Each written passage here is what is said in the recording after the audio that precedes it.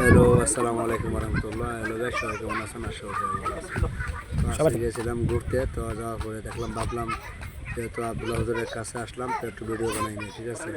তো আপনারা দেখেন আধ্যাত্মিক শহরের শাহেনশাহ দয়াল শাহ আবদুল্লাহ বাবার দরবারে আসলাম আর কি। তো আপনারা সবাই দেখেন, ভিডিওটি ভালো লাগে সবাই শেয়ার করে দেবেন, ঠিক আছে? তো দেখেন, আপনারা ঘুরে ঘুরে দেখেন ভিডিওটা, সম্পূর্ণ ভিডিওটা দেখে যাবেন, ঠিক আছে? সম্পূর্ণ ভিডিও না দেখলে আপনারা বুঝতে পারবেন না। তাই আসলে মাজার অথবা আমরা কিন্তু সবাই জানেন যেহেতু আমরা মাজার বিশ্বাসী, কারণ আমরা মাজারকে কোনো দোষ না, দোষ হলো আমাদের কমিটি। অনেকে দায়িত্ব পালন করতে পারে না।